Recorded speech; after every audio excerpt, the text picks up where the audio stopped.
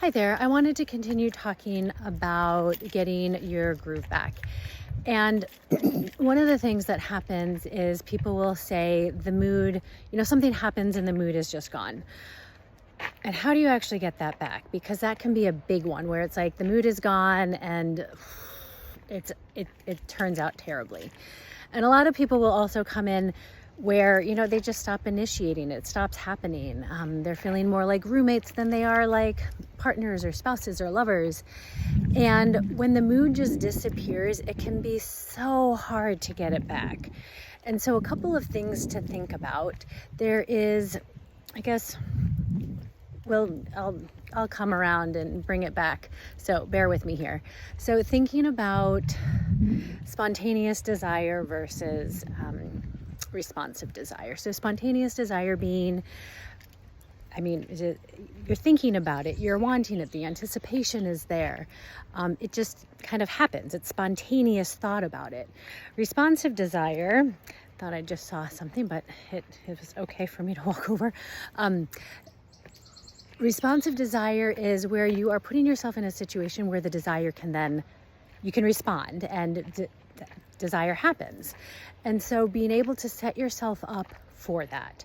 And so when the mood disappears, which something happens, like, a lot of people have kids or they might have, somebody else living with them. A lot of people take care of parents. And so if you are, you hear a noise or you think about, something that needs to happen, there are a lot of things that can kill the mood.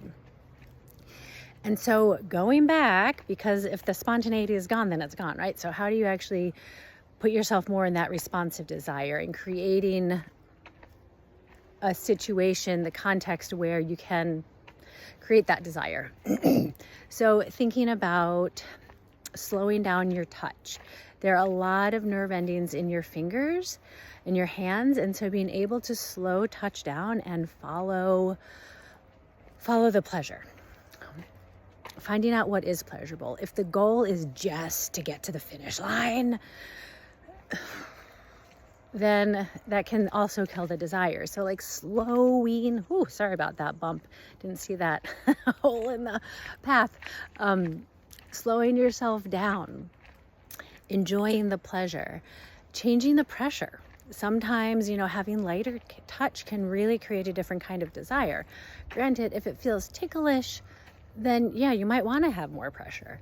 And then the other thing is changing the context, that maybe where you are or how you are might need to be like a different place, or wearing different things, being in a different place. Could be even having different music. So thinking about those three things. Let me know what comes up for you. Certainly feel free to leave comments or questions. And I am Caroline Resari, a couples therapist in Oregon and Washington State. I did grow up on the East Coast, and we used to say Washington, and it would be DC. But now being here in Oregon, you say Washington, you mean the state. So just to clarify, Washington State, and I don't always say that because, anyway. So let me know and click on the subscribe and join me on another walk.